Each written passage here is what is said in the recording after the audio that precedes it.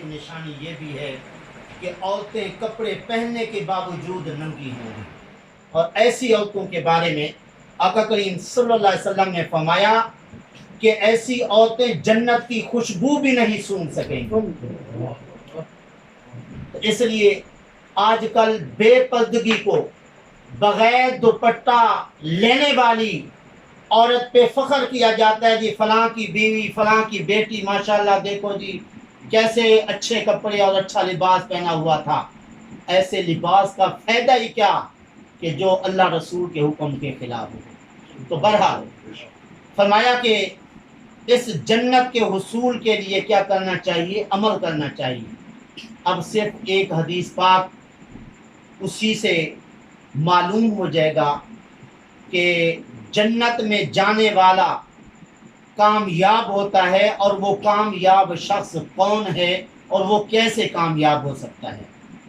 مشکاہ شریف میں آقا کریم صلی اللہ علیہ وسلم نے فرمایا، حضرت عبداللہ بن عمر رضی اللہ تعالیٰ عنہ کی حدیث ہے، آپ صلی اللہ علیہ وسلم نے فرمایا قد افلح من اسلم، تحقیق کامیاب ہو گیا جو اسلام قبول کر چکا، وہ روزے کا کفافن، اور اسے اس کی ضرورت کے مطابق رزق دے دیا گیا حلال، اور فرمایا کہ وَقَنَّعَهُ اللَّهُ بِمَا آتَاهُ، اللہ تعالیٰ نے اس کو جو حلال روزی عطا فرمائی اس کی ضرورت کے مطابق، ساتھ ساتھ اسے اس پر قناعت کرنے کی توفیق بھی دی اور اس پر راضی رہنے کی بھی توفیق دے دی۔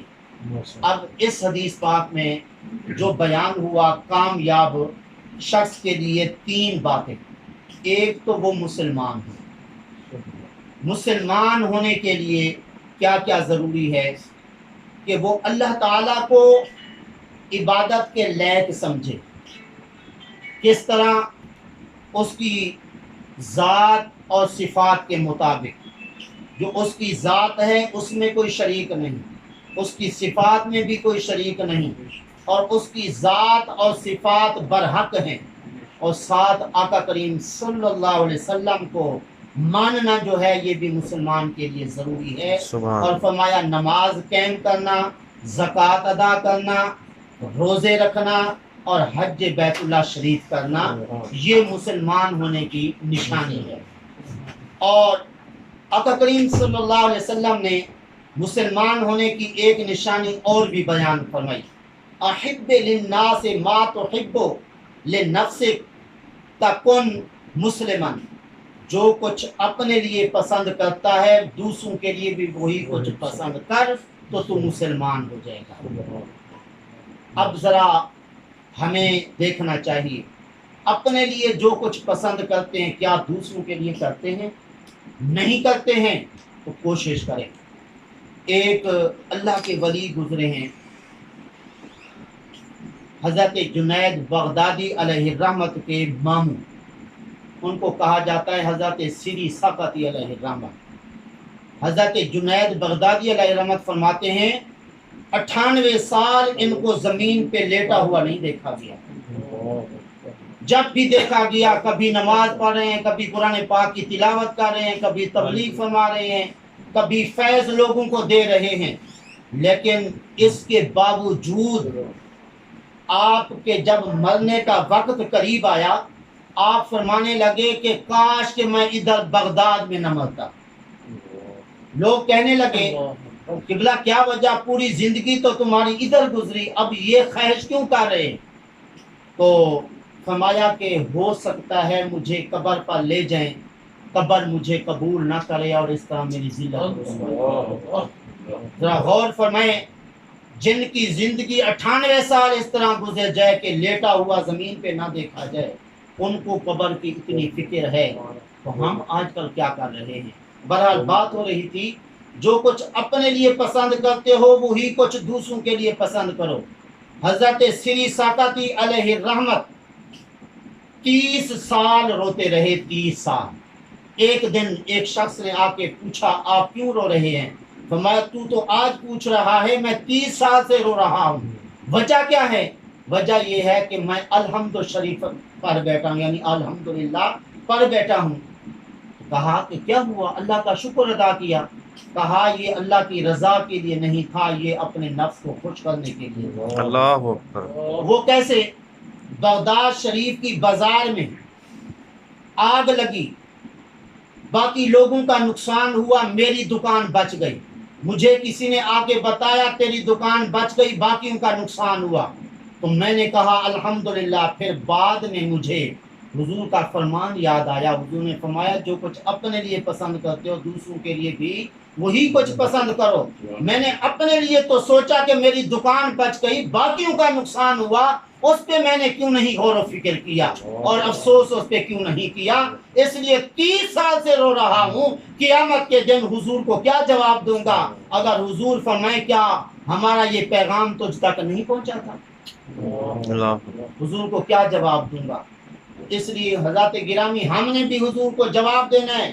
قیامت کے دن حضور کے سامنے حاضری ہونی ہے. حضرت بہاؤالدین نقشبند علیہ رحمت جن کی وجہ سے یہ سلسلہ نقشبندیہ مشہور و معروف ہے، وہ کعبہ شریف کے دروازے کی چوکھٹ پکڑ کے رو رو کے عرض کرنے لگے اے اللہ مجھے بخش دے، اے اللہ مجھے بخش دے. آخرکار عرض کی مولا اگر بخش جانے کے قابل نہیں ہوں، اتنی التجا تو میری ضرور قبول فرما لے.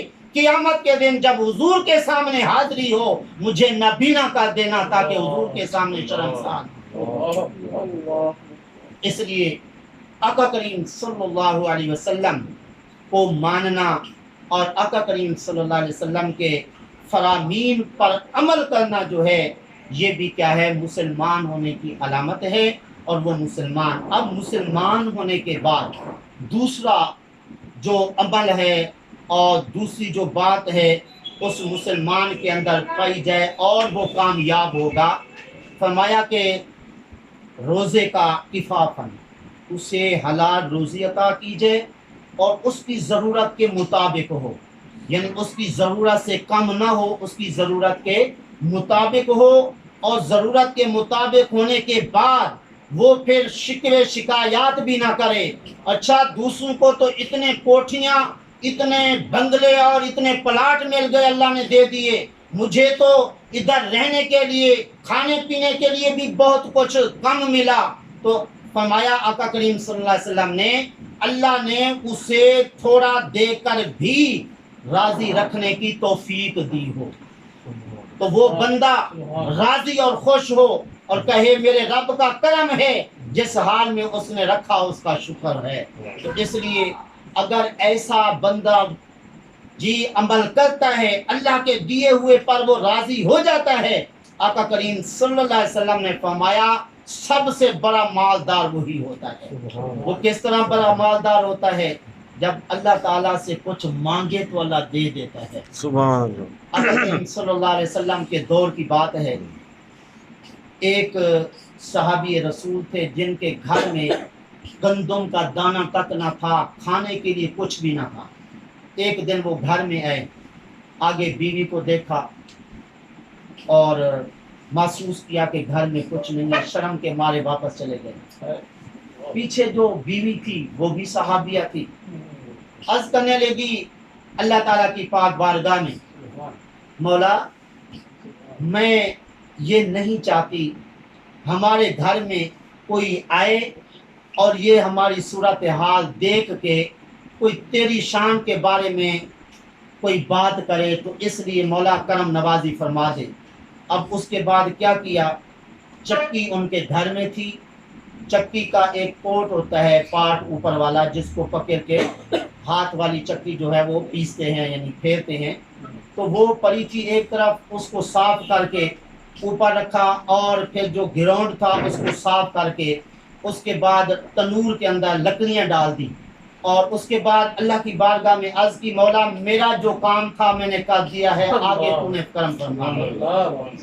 چنانچہ اس نے جیسے ہاتھ اٹھائے اور یہ عرض کی اللہ کی بارگاہ میں، فوری طور پہ دیکھا کہ اس چکی کے گراؤنڈ میں جو ہے وہ آٹا آ گیا ہے اور آٹا سے وہ گراؤنڈ بھر گیا ہے. پھر وہ خاتون کوئی برتن اٹھانے لگی، چلو آٹا لے کے اس کو گوندتے ہیں. لیکن ان کے جانے سے پہلے پہلے برتن کے اندر وہ آٹا پہنچ گیا اور خود بخود گوندا گیا. پھر کہا چلو اٹھا کے تنور پر لے جاتی ہیں, لیکن ان کے جانے سے پہلے وہ برتن جو تھا آٹے کا وہ خود بخود تنور پہ پہنچا اور وہاں پہ روٹیاں بھی لگا دی گئیں, روٹیاں باہر بھی آ گئیں. اتنے میں وہ خاوند اور شوہر بھی آ گیا اور آ کر کہا ہاں بتائیے کوئی کرم ہوا؟ ہاں کہا کرم ہوا, اللہ نے فضل فرمایا, یہ روٹیاں ہیں اتنی تعداد میں. اور سارا واقعہ سنایا کہ آٹے سے جناب یہ گراؤنڈ بھر گیا, خود بخود روٹیاں لگیں. اور وہ صحابی رسول یہ صورتحال دیکھ کے کھانے کی بجائے پہلے چکی کے پاس گئے اور اس کا اوپر والا پارٹ اٹھایا کہ نیچے دیکھیں کہ یہ گندم ہے, کہاں سے اتنا آٹا آیا. لیکن وہ گندم کا آٹا تو نہیں آیا تھا, وہ تو اللہ کا فضل ہوا تھا نا. سبحان اللہ. تو اس طرح جب وہ پارٹ اٹھایا حضور کی بارگاہ میں جا کے یہ سارا واقعہ عرض کیا. آقا کریم صلی اللہ علیہ وسلم نے فرمایا میرے غلام اگر تم وہ پارٹ نہ اٹھاتے قیامت تک لوگ کھاتے رہتے. سبحان اللہ. غور فرمائیے, یہ تھے اللہ تعالیٰ کے دیے ہوئے پر راضی ہونے والے لوگ کہ جب وہ ہاتھ اٹھاتے ہیں پھر اللہ تعالیٰ کتنا کرم فرماتا ہے. آج ہم ہیں نہ جانے کتنے لاکھوں روپے کماتے ہیں روزانہ, شام کو زبان پہ یہی ہوتا ہے مر گئے, آج ہمارے حالات ہی ٹھیک نہیں ہیں, حالانکہ لاکھوں روپے کما کے گھر میں لے آتے ہیں. اور لیکن یہ بھی بڑی عجیب سی بات ہے, لاکھوں روپے کمانے والے مولوی صاحب کے پاس جب جاتے ہیں نا کہتے ہیں مولوی صاحب دعا کرو ہمارے حالات ٹھیک نہیں. لاکھوں روپے کمانے والے یہ مولوی صاحب کو کتنی تنخواہ دیتے ہیں مسجد سے؟ ایسے ہی ہے جی, ایسے ہی ہے. یہ کبھی مولوی صاحب نے کہا مر گئے ہمارے حالات ٹھیک نہیں ہیں, سب سے کم تنخواہ موجود ہیں جی. تو یہ اللہ کا فضل, اللہ کا کرم. یہ بات میں نے ہاں جی, اہل علم جو لوگ ہیں اللہ کی بڑی نعمت ہے. یہ ایسی اچھی باتیں بتا کے ایمان کو لوگوں کے محفوظ رکھتے ہیں. سبحان اللہ. ورنہ تو راہ راست سے لوگ ہٹ جائیں, جس طرح کے روزانہ جی شکوے شکایات لوگ کرتے ہیں, سیلاب کی وجہ سے لوگوں کے آج کل جی کاروبار ذرا کمزور ہیں. تو جس کاروباری آدمی سے سنو وہی کہے گا حالات خراب ہیں.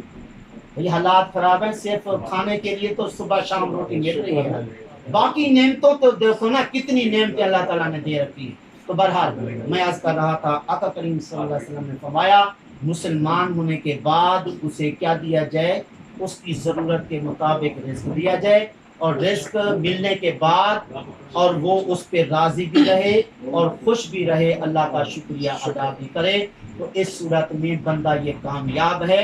لیکن ایسا بندہ کامیاب نہیں کہ جو لاکھوں روپے کما کے بینکوں کے اندر رکھتا رہے اور جب مر جائے وہ سارے پیچھے لوگ جو ہے وہ دوسرے کھا جائیں.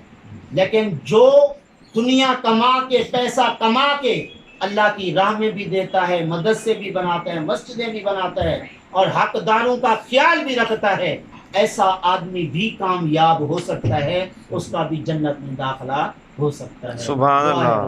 آمین. آمین.